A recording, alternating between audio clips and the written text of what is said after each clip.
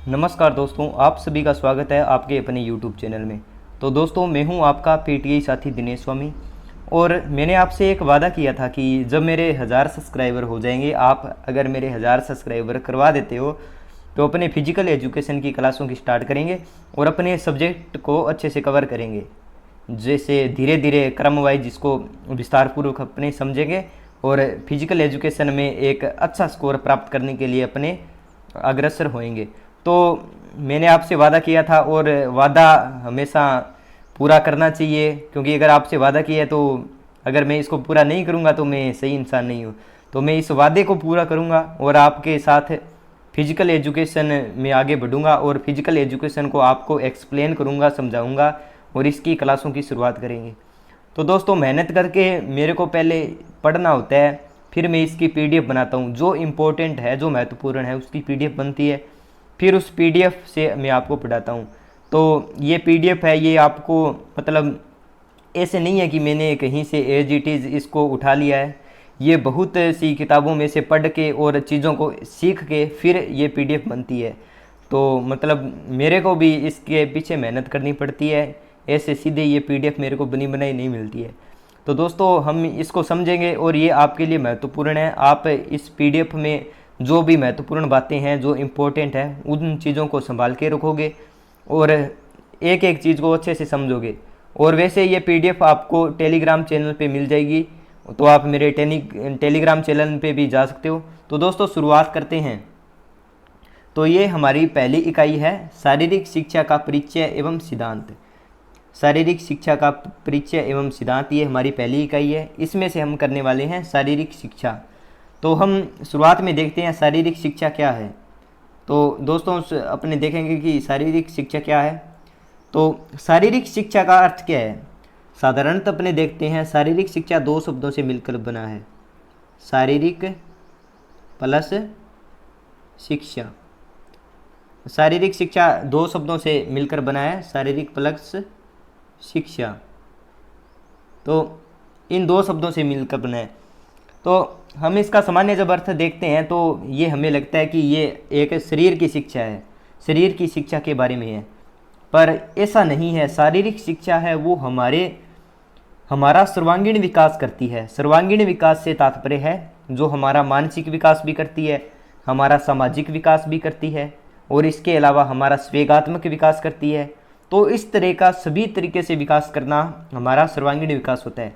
तो हम इसको देखेंगे और पढ़ते हैं। शारीरिक शिक्षा का सामान्य शाब्दिक अर्थ केवल इसे शरीर की शिक्षा ही बताता है। ठीक है, शारीरिक शिक्षा केवल शरीर तक सीमित नहीं है, यानी शारीरिक शिक्षा केवल शरीर तक सीमित नहीं है, ना ही यहाँ पे देखो, ना ही यह शारीरिक क्रियाओं तक सीमित है, बल्कि शारीरिक शिक्षा का अर्थ शारीरिक क्रियाओं के माध्यम से व्यक्ति का सर्वांगीण विकास करना है।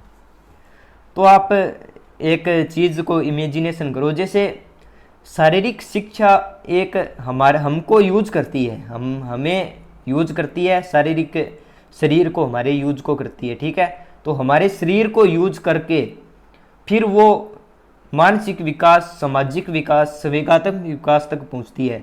तो शारीरिक क्रियाओं के माध्यम से और शरीर के माध्यम से सर्वांगीण विकास तक पहुंचना ही शारीरिक शिक्षा का अर्थ होता है। तो आगे पढ़ते हैं और देखते हैं क्या लिखा हुआ है। शारीरिक शिक्षा में शिक्षा शब्द का प्रयोग किया गया है। शिक्षा से तात्पर्य है जो व्यक्ति का सर्वांगीण विकास करती हो। तो शारीरिक शिक्षा से तात्पर्य है शारीरिक क्रियाओं के माध्यम से व्यक्ति का सर्वांगीण विकास होना। तो यहाँ पे लिखा गया है कि हम साधारण शिक्षा की परिभाषा देखते हैं। शिक्षा क्या होता है। तो शिक्षा वो होती है जो व्यक्ति का सर्वांगीण विकास करती है, व्यक्ति का ओवरऑल डेवलपमेंट जो शिक्षा करती है। तो अगर शारीरिक के साथ शिक्षा शब्द लगता है, अगर शारीरिक के साथ शिक्षा शब्द लगता है तो इसका मतलब ये हो जाता है कि शारीरिक क्रियाओं के माध्यम से व्यक्ति का सर्वांगीण विकास हो रहा है। तो ये शारीरिक शिक्षा का अर्थ है। तो हमें इस चीज़ को समझना चाहिए कि शारीरिक शिक्षा का अर्थ केवल शरीर की शिक्षा नहीं है, इससे बढ़कर है। शारीरिक शिक्षा में शारीरिक विकास तो होता ही है, उसके अलावा मानसिक विकास होता है, संवेगात्मक, बौद्धिक विकास, जो भी ओवरऑल डेवलपमेंट होता है, जिसे हम कहते हैं सर्वांगीण विकास। तो ये सर्वांगीण विकास शब्द आपको कई बार देखने को मिलेगा, सर्वांगीण विकास इसमें होता है। अब आगे हम देखेंगे शारीरिक शिक्षा का प्राचीन रूप, शारीरिक प्रशिक्षण व शारीरिक संस्कृति थे। तो शारीरिक शिक्षा का जो प्राचीन रूप है, मतलब शारीरिक प्रशिक्षण कहते हैं फिजिकल ट्रेनिंग को, और शारीरिक संस्कृति है फिजिकल कल्चर। तो शारीरिक संस्कृति क्या है? रूस में अपने शरीर को स्वस्थ बनाने के लिए जो शारीरिक व्यायाम किए जाते थे, जो भी एक्सरसाइज क्रियाएं की जाती थी, उन्हें शारीरिक संस्कृति के अंतर्गत लिया जाता था रूस के अंदर। तो ये शारीरिक शिक्षा के प्राचीन रूप है, शारीरिक प्रशिक्षण और शारीरिक संस्कृति। क्योंकि प्राचीन रूप में शारीरिक शिक्षा का लक्ष्य ये होता था कि अपने शरीर को अच्छा बनाया जाए, लगातार व्यायाम करके और योगाभ्यास करके और एक्सरसाइज करके शरीर को अच्छा बनाना शारीरिक प्रशिक्षण के माध्यम से। और रूस में इसी का नाम शारीरिक संस्कृति था। तो आपसे पूछा जा सकता है कि शारीरिक शिक्षा का प्राचीन रूप क्या था? तो वो शारीरिक प्रशिक्षण व शारीरिक संस्कृति थी। आगे है शारीरिक शिक्षा के नवीनतम रूप में शारीरिक क्रिया का व्यवस्थित रूप, मानव का सर्वांगीण विकास व गतिशील मानव है। इससे तात्पर्य है कि शारीरिक शिक्षा का नवीनतम रूप देखें तो इसमें क्या है? शारीरिक क्रिया का व्यवस्थित रूप। शारीरिक क्रिया का व्यवस्थित मतलब एकदम सेटअप होता है शारीरिक क्रियाओं का, ये वर्तमान में है। और मानव का सर्वांगीण विकास करना इसमें शामिल है। और गतिशील मानव, ये आप देख सकते हो, गतिशील मानव इसमें आता है। तो ये शारीरिक शिक्षा का नवीनतम रूप है। अब कुछ परिभाषाएं दी गई है शारीरिक शिक्षा की, वो हम पढ़ते हैं। मेन परिभाषा मैंने ली है, क्योंकि परिभाषाएं तो शारीरिक शिक्षा की बहुत है, पर जो इम्पोर्टेंट है, महत्वपूर्ण है, ज़्यादा चांस है परीक्षा में आने की, वो परिभाषाएं मैंने ली है। तो एक है JF विलियम्स की, जो ये कहता है कि शारीरिक शिक्षा व्यक्ति के शारीरिक क्रियाओं का योग है, जो अपनी भिन्नता के अनुसार चुनी जाती है एवं उद्देश्य के अनुसार प्रयोग की जाती है। तो यहाँ पे करेक्शन कर लेना, यहाँ पे है चुनी जाती है। ओके, शारीरिक शिक्षा व्यक्ति की शारीरिक क्रियाओं का योग है, जो भिन्नता के अनुसार चुनी जाती है और उद्देश्य के अनुसार प्रयोग की जाती है। तो यहाँ पे करेक्शन कर लेना, ये है चुनी। आगे है ओबरट्यूफर की परिभाषा है, शारीरिक शिक्षा उन अनुभवों का कुल योग है जो व्यक्ति विशेष को शारीरिक क्रियाओं से प्राप्त होता है। शारीरिक शिक्षा उन अनुभवों का कुल योग है जो व्यक्ति विशेष को शारीरिक क्रियाओं से प्राप्त होता है, ये ओबरट्यूफर कहते हैं।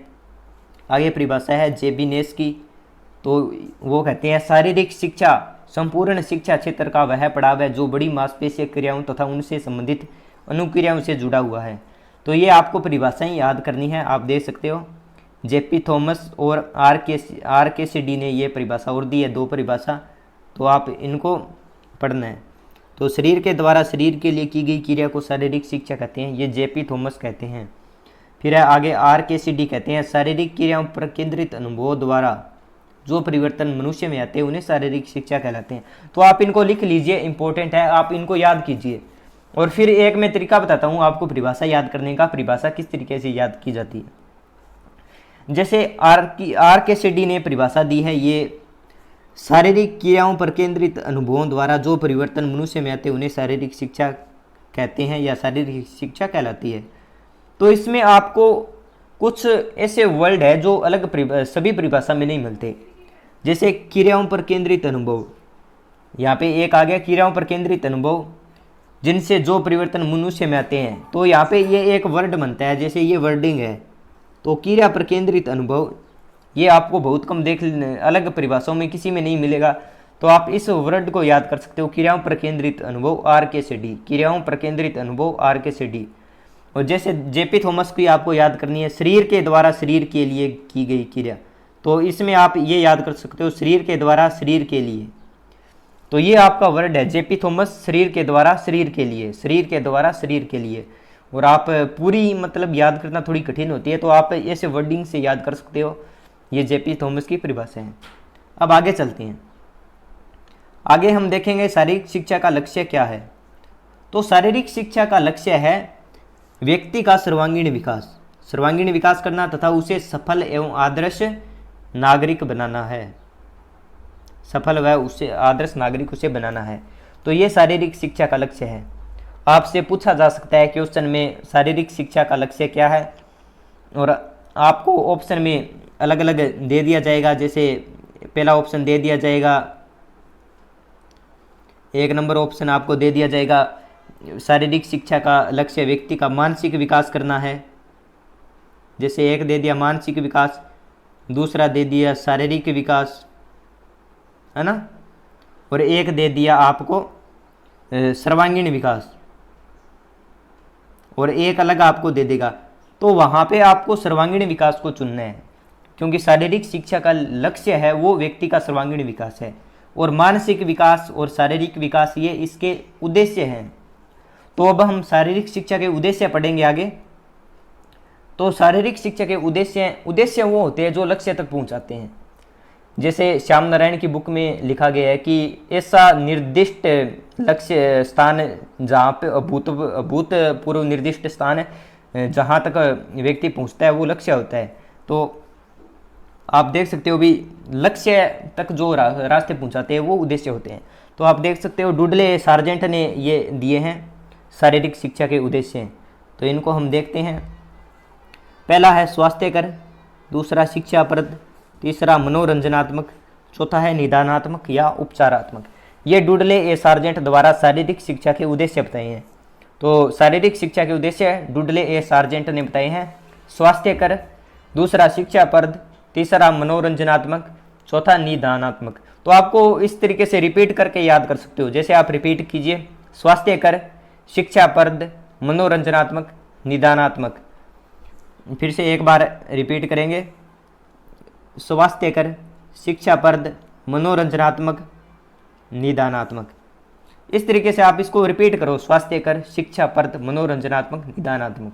और इसके साथ ये भी याद रखना जरूरी है कि ये डुडले ए सार्जेंट ने दिया है। तो आपको क्या है कि इसमें से जैसे इसका ही क्वेश्चन बना देंगे। जैसे ये डुडले ए सार्जेंट द्वारा दिए गए उद्देश्य है, आपका 3 ऑप्शन दे देंगे। एक ऑप्शन ये मान लो काट दिया, और इसकी जगह चौथे में ऑप्शन दे देंगे ऑल अबोव, यानी उपयुक्त सभी। तो आपको ये कर देना है राइट, क्योंकि ये सभी इसके द्वारा दिए गए। स्वास्थ्यकर भी डुडले ए सार्जेंट ने दिया है, शिक्षाप्रद भी डुडले ए सार्जेंट द्वारा दिया गया है, और मनोरंजनात्मक भी डुडले ए सार्जेंट द्वारा दिया गया। तो इसमें अपने उपयुक्त सभी वाला कर देंगे, क्योंकि हमको 3 दे देंगे ऑप्शन में, और चौथा दे देंगे उपयुक्त सभी। तो इस तरीके से आपका क्वेश्चन यहाँ पे बन जाता है। तो आगे हम देखेंगे जेबी नेस द्वारा दिए गए उद्देश्य। तो जेबी नेस ने उद्देश्य दिए हैं, शारीरिक अंगों का विकास, पेशी तंत्र का विकास, प्रतिपादनात्मक विकास, भावनात्मक विकास। शारीरिक अंगों का विकास, पेशी तंत्र का विकास, प्रतिपादनात्मक विकास और भावनात्मक विकास, ये दिए है जेबी नेस द्वारा। तो आप एक बार इनको रिपीट करो, क्या क्या दिए हैं। शारीरिक अंगों का विकास, पेशी तंत्र का विकास, प्रतिपादनात्मक विकास, भावनात्मक विकास, है ना। इस तरीके से शारीरिक अंगों का विकास, पेशी तंत्र का विकास, प्रतिपादनात्मक विकास, भावनात्मक विकास। शारीरिक अंगों का विकास मतलब जो बॉडी पार्ट है उनका विकास, पेशी तंत्र है यानी मसल्स जो सिस्टम है उसका विकास, प्रतिपादनात्मक विकास मतलब किसी चीज़ का प्रतिपादन करना या उस तरीके का जो डेवलपमेंट होगा वो प्रतिपादनात्मक विकास, भावनात्मक मतलब अपने भावना के स्तर पर जो विकास होता है। ये उद्देश्य है, इस तरीके हम समझ सकते हैं और इनको याद करना है। शारीरिक अंगों का विकास, पेशी तंत्र का विकास, प्रतिपादनात्मक विकास और भावनात्मक विकास। आगे हम ब्लूम एवं क्रेथवोल के देखते हैं। तो इसके इम्पोर्टेंट भी है और कम भी है। तो आपको दे देंगे संज्ञानात्मक विकास, भावनात्मक विकास और मनोप्रेरक, ये 3 इसके उद्देश्य हैं। ये क्या है, शारीरिक शिक्षा के उद्देश्य पढ़ रहे हैं। तो संज्ञानात्मक विकास, भावनात्मक विकास और मनोप्रेरक, ये है ब्लूम एवं क्रेथवोल के। आपको सीधा क्वेश्चन बना देंगे, इसके साथ चौथा ऐड कर देंगे और आपको दे देंगे उपयुक्त सभी, आपको दे देंगे उपयुक्त सभी। तो आपको ये करके आ जाना है और आपका क्वेश्चन सही हो जाएगा, 2 नंबर आपको मिल जाएंगे। तो इस तरीके से इसमें प्रश्न भी बन जाते हैं। और आपको हो सकता है कि इसमें आपको ये दे देंगे और एक चौथा दे देंगे आपको अलग, लाइक इस तरीके से। जैसे आपको 4 नंबर पे दे दिया जैसे पहला तो आपको दे दिया संज्ञानात्मक विकास, दूसरा दे दिया भावनात्मक विकास, और तीसरा मनोप्रेरक, और चौथा आपको ऑप्शन बना के दे दिया जाता है यहाँ पे पेशी तंत्र का विकास, है ना, पेशी तंत्र विकास दे दिया जाता है।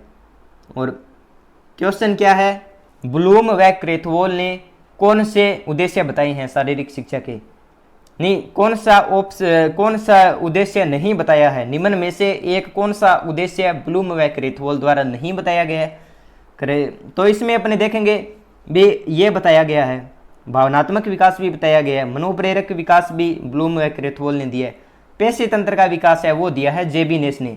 तो ये अपना गलत हो जाता है, तो ये इसका राइट हो जाएगा, क्योंकि ये तो दिए हैं। आप देखने की कोशिश कीजिए कि संज्ञानात्मक विकास नहीं हो सकता क्योंकि ये ब्लूम व क्रेथवोल ने दिए, भावनात्मक विकास भी नहीं हो सकता, ये भी ब्लूम व क्रेथवोल ने दिए, मनोप्रेरक विकास भी नहीं हो सकता क्योंकि ये भी ब्लूम व क्रेथवोल ने दिए। तो इसका आंसर हो जाता है चौथा, ये दिया गया है जेबी नेस ने। तो हमारा क्वेश्चन है कि ब्लूम व क्रेथवोल ने उद्देश्य नहीं दिया है ना, ये क्वेश्चन अपना बनता है। तो इसका इस तरीके से हो जाएगा, ये अपने को नहीं दिया। इस तरीके से मैं आपको अपने तरीके से बता रहा हूँ भी किस तरीके से क्वेश्चन बन सकते हैं, अपने साथ साथ में ये देखना जरूरी है भी कौन से क्वेश्चन आपको बन रहे हैं यहाँ पे। आगे अपने इम्पोर्टेंट बात है, ये पढ़ते हैं। ब्लूम व क्रेथवोल के उद्देश्य को हेराल्ड एम बेरोव द्वारा समर्थन दिया गया। जो ब्लूम एम क्रेथवोल है उनके उद्देश्य को हेराल्ड एम बेरोव द्वारा समर्थन दिया गया था। अब आगे अपने पढ़ेंगे, कुछ उद्देश्य हैं। Committee on objective on American physical education association के अनुसार शारीरिक शिक्षा के उद्देश्य, तो ये अमेरिका की एक कमेटी थी, तो इसने शारीरिक शिक्षा के जो कौन से उद्देश्य बताए हैं वो देख सकते हैं। ये इतना इम्पोर्टेंट नहीं है, फिर भी आप इनको देख लीजिए। पहला है शारीरिक दक्षता, मानसिक स्वास्थ्य एवं सक्षमता, सामाजिक नैतिक चरित्र, संवेगात्मक कंट्रोल यानी संवेगात्मक नियंत्रण, गुण दोष विवेचन। तो ये दिए हैं अमेरिका की एक एजेंसी ने। आगे बढ़ते हैं,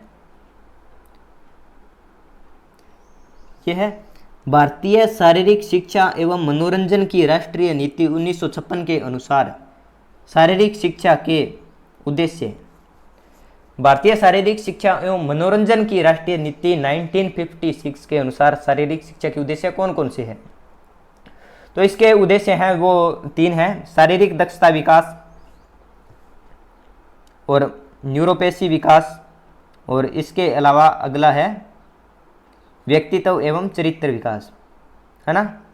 तो इसको बराबर कर लेते हैं, तीनों दिखाई दे जाएंगे एक साथ, क्योंकि एक साथ दिखाई दे जाते हैं तो वो अच्छा रहता है। तो ये 1956 की राष्ट्रीय नीति थी मनोरंजन एवं शारीरिक शिक्षा की, उसके अनुसार शारीरिक दक्षता विकास, न्यूरोपेशी विकास और व्यक्तित्व एवं चरित्र विकास, ये है शारीरिक शिक्षा के उद्देश्य। तो अपने देख सकते हैं भी इस तरीके से शारीरिक शिक्षा के उद्देश्य बताए गए थे। तो आप देख सकते हो भी किस तरीके से शारीरिक शिक्षा के उद्देश्य बताए गए हैं। पहले डूडले सार्जेंट आता है, रिपीट करेंगे, वो बताता है स्वास्थ्यकर, शिक्षाप्रद, मनोरंजनात्मक, निदानात्मक। फिर जेबी नेस द्वारा बताए गए हैं शारीरिक अंगों का विकास, पेशी तंत्र का विकास, प्रतिपादनात्मक विकास और भावनात्मक विकास। ब्लूम व क्रेथवोल 3 ही देता है पर इम्पोर्टेंट है, स्टार लगा लेना भी, ब्लूम व क्रेथवोल के इम्पोर्टेंट है, तो ये स्टार लगा लेना। ये दिए संज्ञानात्मक विकास, भावनात्मक विकास, मनोप्रेरक विकास, तो ये ब्लूम व क्रेथवोल के द्वारा दिए गए हैं। आगे ये अमेरिका की कमेटी है, इतनी इंपॉर्टेंट नहीं है, फिर भी आप याद कर लेना। जो इंपॉर्टेंट चीज़ें हैं आप मेरी मानो तो लिखते जाओ, क्योंकि जो चीज़ हम हाथ से लिखते हैं तो वो चीज़ इंपॉर्टेंट होती है और वो चीज़ हमें काम आती है। तो जो चीज़ हम हाथ से लिखेंगे उसको हम जल्दी से भूलते नहीं हैं और हमारे अंत तक काम भी आती है, क्योंकि ये आपको PDF मिल जाएगी, सब एज इट इज मिल जाएगा। पर यार जो मेहनत आप करोगे ना हाथ से खुद लिख के, वो अलग होगी और उसका रिजल्ट भी अलग होगा। अब आगे देखते हैं, हमने ये देख लिए ये उद्देश्य है। फिर आगे है शारीरिक शिक्षा के क्षेत्र, यानी शारीरिक शिक्षा के क्षेत्र कौन कौन से हैं, शारीरिक शिक्षा कहाँ कहाँ है, कैसे है। तो इसमें दिया गया है कि शारीरिक शिक्षा के क्षेत्र को 3 पक्षों से समझा जा सकता है। विषय वस्तु की दृष्टि से, इससे लाभान्वित होने वाले व्यक्तियों की दृष्टि से तथा इसमें शामिल होने वाले क्रिया प्रक्रिया से। तो विषय वस्तु की दृष्टि से हम देखते हैं शारीरिक शिक्षा में कौन कौन से होते हैं, यानी ऐसे शारीरिक शिक्षा के क्षेत्र जिनके बिना मतलब शारीरिक शिक्षा को समझना आसान नहीं है, वो शारीरिक शिक्षा से सीधे रिलेटेड है। तो मतलब किन विषयों के साथ शारीरिक शिक्षा का संबंध है और वो शारीरिक शिक्षा के क्षेत्र में आते हैं, तो वो अपने देखेंगे। तो आप देख सकते हो शारीरिक शिक्षा का जो क्षेत्र है वो इस तरीके से है।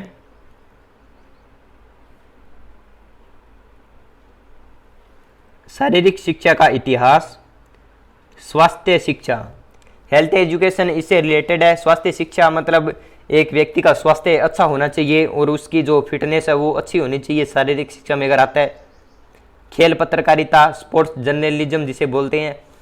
खेल पत्रकारिता एक विशेष एक स्कोप भी है और खेल पत्रकारिता के लिए जो शारीरिक शिक्षा के आवश्यक ज्ञान, नियमों का ज्ञान होना चाहिए। खेल शरीर क्रिया विज्ञान, शरीर का जो सिस्टम है कैसे वर्क करता है, क्रिया विज्ञान। और फिर आता है शरीर रचना विज्ञान, एनाटॉमी आ गई, शरीर रचना विज्ञान। फिर आता है स्पोर्ट्स साइकोलॉजी, खेल मनोविज्ञान, खेल समाजशास्त्र, जैव यांत्रिकी विज्ञान। तो ये विषय वस्तु की दृष्टि से है, क्योंकि आप देख सकते हो किस तरीके से जैसे शारीरिक शिक्षा का इतिहास का क्या उपयोग होता है।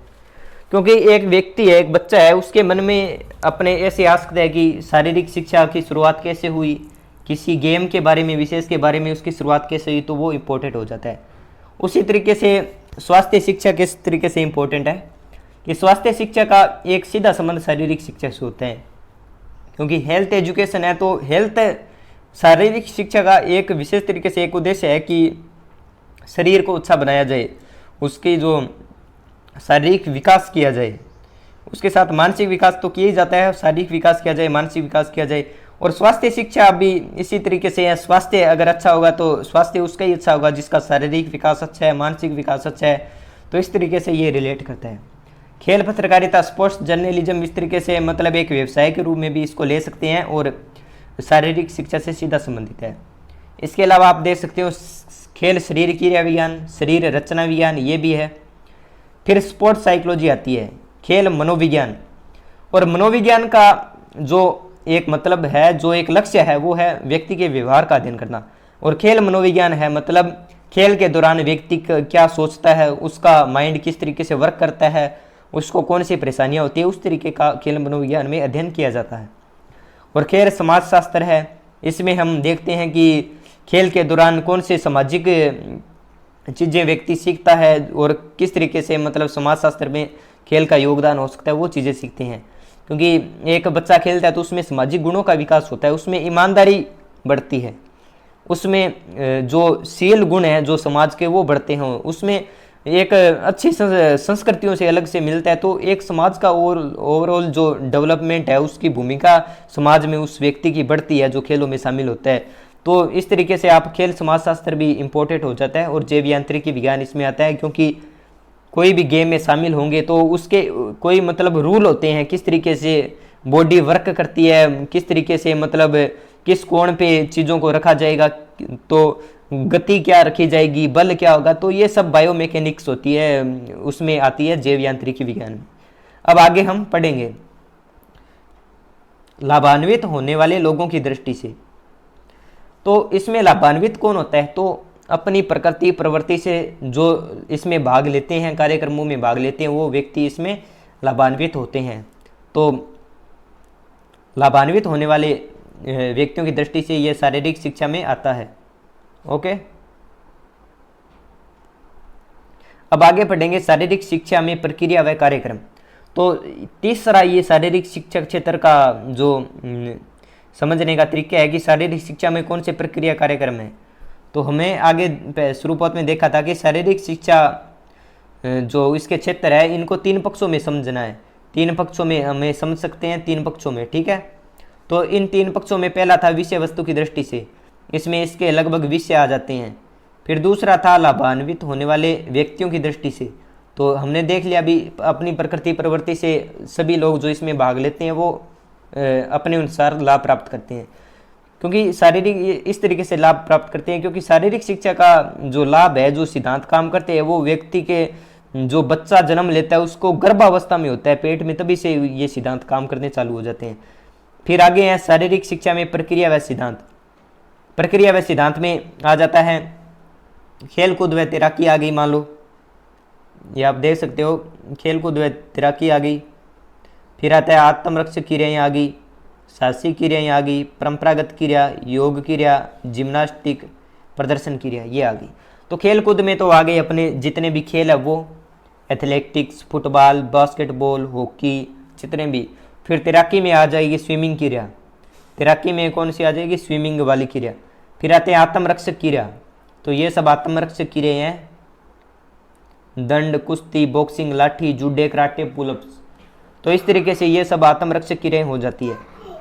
फिर आती है साहसिक क्रियाएं।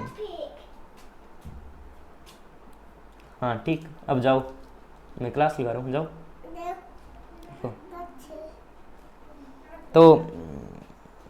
तो आगे हम पढ़ेंगे साहसिक क्रियाएं कौन सी इसमें होती है।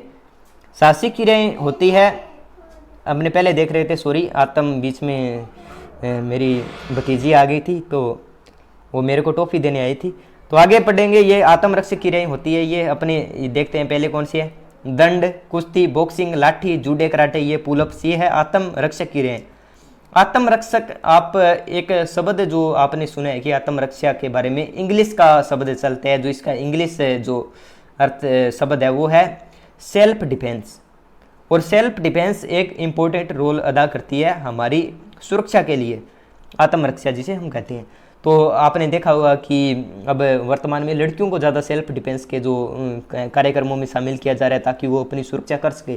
तो ये आत्मरक्षक क्रियाएं होती है, इसमें ये चीज़ें आती है, मतलब कभी भी अपनी खुद की रक्षा करने के लिए जो क्रिया होती है। तो दंड, कुश्ती, बॉक्सिंग, लाठी, जूडे, कराटे, पुलअप्स, तो ये सब आत्मरक्षक क्रियाएं में आती है। फिर आती है साहसिक क्रियाएं। तो साहसिक क्रियाएं कौन सी होती है भाई, साहसिक क्रियाएं वो होती हैं जो एडवेंचर टाइप होती है ना, एडवेंचर करते हैं, पर्वतारोहण, ट्रैकिंग, ये साहसिक क्रियाएं आती है, ठीक है, एडवेंचर। साहसिक क्रियाएं पढ़ते ही आपके दिमाग में आना चाहिए एडवेंचर हो रहा है, जैसे आप देख सकते हो पर्वतारोहण, ट्रैकिंग, ये साहसिक क्रियाओं में आता है। आगे पढ़ेंगे परंपरागत जो क्रिया कार्यक्रम है शारीरिक शिक्षा के, उसमें आता है कबड्डी, खो खो, मलखम, पिरामिड। फिर आता है योग क्रियाएं, जिम्नास्टिक, प्रदर्शन क्रिया, प्रदर्शन क्रिया में आता है ड्रिल, मार्चिंग। ड्रिल मार्चिंग एक क्रमबद्ध तरीके से की जाती है, मार्चिंग यानी परेड जो क्रमबद्ध तरीके से की जाती है, जिसमें हाथ मिलते हो, पैर मिलते हो, इसी तरीके से ड्रिल करवाई जाती है। तो आप इसे समझने का प्रयास करें कि ये शारीरिक शिक्षा के क्षेत्र में आते हैं, और ये तीसरा पक्ष है जहाँ पे शारीरिक शिक्षा में प्रक्रिया व कार्यक्रम होते हैं, ये चीज़ें होती हैं। तो अब आगे हम पढ़ेंगे शारीरिक शिक्षा की भ्रांतियाँ। तो शारीरिक शिक्षा की भ्रांतियाँ से क्या तात्पर्य है, भ्रांतियाँ क्या है, सबसे पहले बात आती है कि ये भ्रांतियाँ है क्या। तो भ्रांतियाँ जिसे कहते हैं, एक मन में एक बिलीफ बना लेना, गलत बिलीफ बन जाना, अपने मन में बन जाता है, जो गलत धारणा बन जाती है, उसे हम कहते हैं भ्रांति। जैसे शारीरिक शिक्षा के बारे में क्या है कि एक ऐसा सब्जेक्ट है, इसके बारे में भ्रांतियाँ बहुत फैल गई है। यानी जैसे हम देखते हैं, इसकी पहली भ्रांति में आता है यह समय की बर्बादी है ना, यह समय की बर्बादी है। क्या शारीरिक शिक्षा समय की बर्बादी है? क्या फिजिकल एजुकेशन में जाना समय की बर्बादी है? क्या खेलों में भाग लेना समय की बर्बादी है? अरे ये सर्वांगीण विकास करता है। ये अगर हम पढ़ाई करेंगे, सिर्फ पढ़ाई में ध्यान देंगे तो हमारा मानसिक विकास होगा, शारीरिक विकास नहीं होगा। अगर शारीरिक क्रियाओं में भाग लेंगे तो हमारा शारीरिक, मानसिक और सामाजिक, संवेगात्मक ओवरऑल डेवलपमेंट होगा। तो ये गलत हो जाती है। तो मतलब जो चीज़ें गलत बातें बोलते हैं शारीरिक शिक्षा के बारे में, वो भ्रांतियों में आती है। तो ये एक भ्रांति है कि लोगों में यह धन की बर्बादी करता है। ओके, यह शारीरिक शिक्षा मात्र शारीरिक क्रियाएं आती हैं। तो क्या शारीरिक शिक्षा में शारीरिक क्रियाएं आती है मात्र? इसके अलावा बहुत कुछ होता है शारीरिक शिक्षा में, बहुत कुछ है समझने के लिए, सीखने के लिए।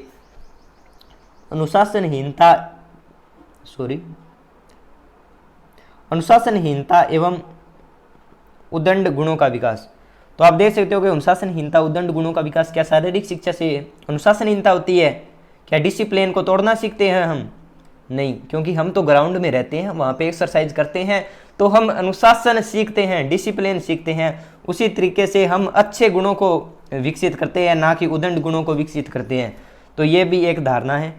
शारीरिक शिक्षा का शैक्षिक स्तर, ये कहना चाहता है कि शारीरिक शिक्षा का शैक्षिक स्तर होता है वो कम होता है, डाउन होता है। तो ऐसा नहीं है भी शारीरिक शिक्षा का शैक्षिक स्तर ऊंचा होता है, कोई शारीरिक शिक्षक लगना अब के टाइम में आसान नहीं है। फिर आगे पढ़ेंगे, पढ़ोगे लिखोगे तो बनोगे नवाब, खेलोगे कूदोगे तो होगे खराब। ये बात तो आपने घर वालों से भी सुनी हो सकती है।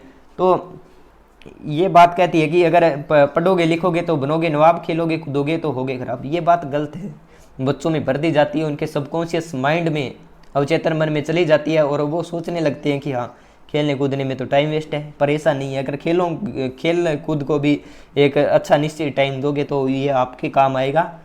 फिर आगे है, इसके लिए योग्य अध्यापक की आवश्यकता नहीं। भाई क्यों नहीं आवश्यकता है। अगर योग्य अध्यापक नहीं होंगे तो बच्चों का विकास कैसे होगा, वो गेम कैसे सीखेंगे, ग्राउंड के रूल कैसे सीखेंगे, शारीरिक शिक्षा के बारे में जो नॉलेज उनको कहाँ से आएगा।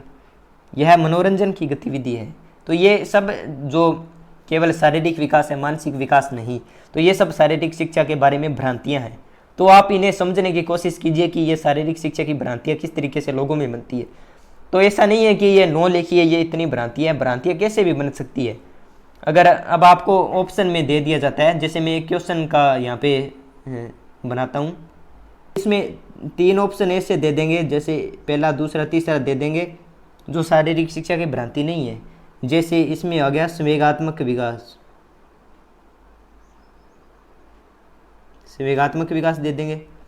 इसमें दे देंगे कि शारीरिक शिक्षा हमें सामाजिक गुणों को सिखाती है, ऐसे लिख देंगे। दूसरे में सामाजिक गुणों को सिखाती है।